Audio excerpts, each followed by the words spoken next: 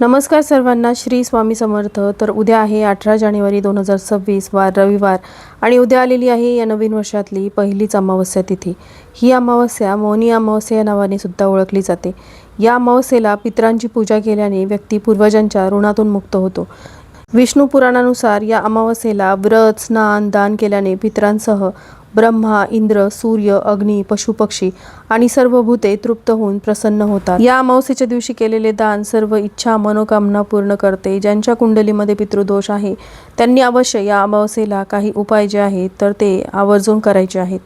हे उपाय केल्याने आपल्या घरातील सर्व नकारात्मकता, इडापिडा, दोष संपूर्णपणे नष्ट होतात आणि घरामध्ये सुख समृद्धी येते. तर त्यापैकीच एक अतिशय महत्त्वाचा उपाय म्हणजे उद्या सकाळी उठल्याबरोबरच घराच्या उंबरठ्यावरती ही एक वस्तू ठेवायची आहे.